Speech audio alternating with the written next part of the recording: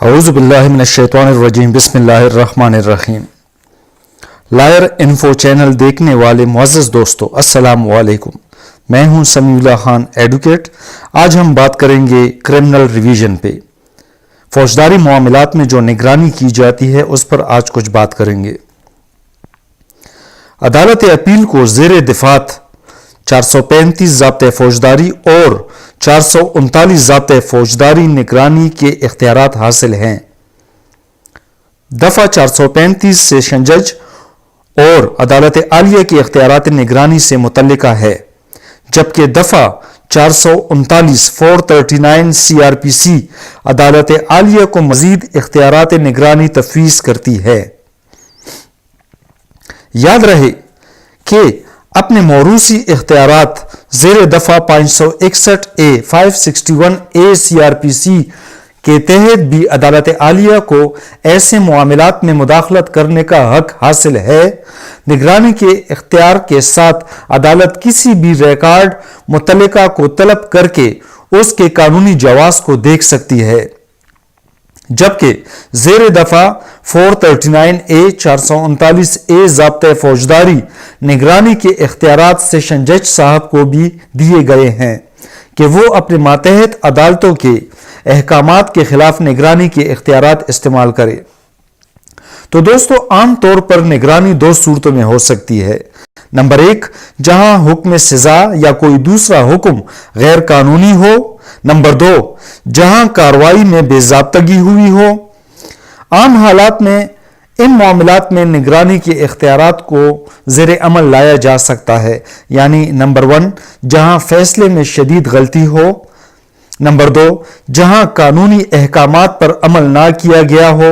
Number 3، جہاں شہادت کو نظر انداز کیا گیا ہو۔ نمبر 4، جہاں شہادت کی جانچ پرکھ مناسب نہ ہو۔ نمبر 5، جہاں ثوابدید کا استعمال غلط اور نامناسب ہو۔ نگرانی کا اختیار عدالت نگرانی کو یہ حق دیتا ہے کہ وہ کسی بھی ماتحت عدالت کا ریکارڈ طلب کر کے تسلی کرے کہ آیا کوئی فیصلہ، حکم یا رائے غیر قانونی یا نامناسب یا ناجائز تو نہیں ہے۔ عدالت نگرانی اپنے ایسے اختیار کو انتہائی احتیاط سے زیر عمل لاتی ہے۔ یہ پوائنٹ ڈسکس ہوا ہے AIR 1957 SC پیج 389 میں۔ جہاں اپیل دائر نہ کی گئی ہو اور براہ راست نگرانی دائر کی گئی ہو تو ایسی نگرانی قابل پذیرائی نہیں ہے۔ یہ پوائنٹ ڈسکس ہوا ہے 2005 Pakistan criminal law journal page 1046 میں۔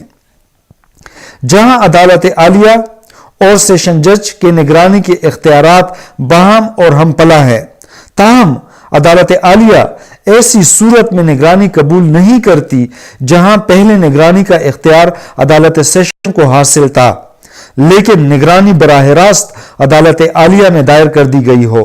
یہ پوائنٹ ڈسکس ہوا ہے PLD 1952 بلوچستان پیج 435 میں۔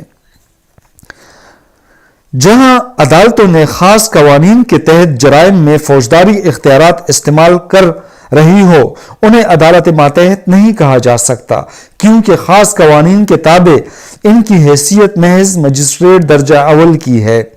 PLD 1964 Lahore page 626۔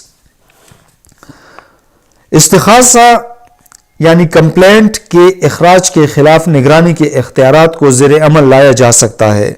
یہ پوائنٹ ڈسکس ہوا ہے 2000 Pakistan criminal law journal page 489 میں۔ تمام فریقین کا حق ہے کہ وہ اپنا موقف پیش کرے۔ عدالت نگرانی کو تمام فریقین کو اپنا موقف پیش کرنے کا موقع دینا چاہیے۔ نوٹس کے بغیر حکم غیر قانونی ہوگا۔ یہ پوائنٹ ڈسکس ہوا ہے 1982 PSC پیج 113 میں۔ دوستو، آگے ایک ججمنٹ میں یہ بھی آیا ہے کہ نگرانی محض زائد المیعاد ہونے کی بنا پر خارج نہیں کی جا سکتی۔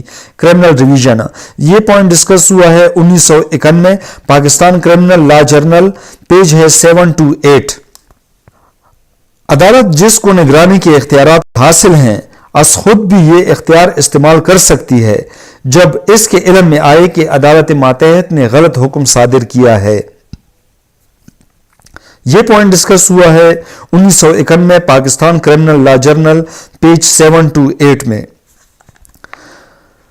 اب دوستو زیر دفعہ 439 سب سیکشن 5 یعنی 439 سب سیکشن 5 کے تحت جہاں اپیل کا حق دیا گیا ہو اور اپیل نہ کی جائے تو پھر ایسے متنازعہ حکم کے خلاف نگرانی نہیں کی جا سکتی ہے۔ یعنی ایک پوائنٹ ہے اس پہ قانون میں کلیئرلی اپیل کا حق دیا گیا ہے اور آپ ود ان ٹائم لمیٹیشن کے اندر اپیل نہیں کرتے تو لیٹر آن آپ ریویژن کے میعاد سے فائدہ اٹھانے کے لیے اس پوائنٹ پہ ریویژن کر لیتے ہیں۔ تو یہاں پر قانون یہ کہتا ہے clear cut 439 sub section 5 CRPC کہ اس صورت میں نگرانی نہیں کی جا سکتی کیونکہ آپ کو ایک حق دیا گیا تھا اپیل کا جو کہ آپ نے نظر انداز کر دیا۔ تو یہ دوستو کچھ کرمنل ریویژن کی باتیں تھی، تو انشاءاللہ مزید ڈسکشن کریں گے کسی اگلی ویڈیو میں۔ تب تک کے لیے اللہ حافظ۔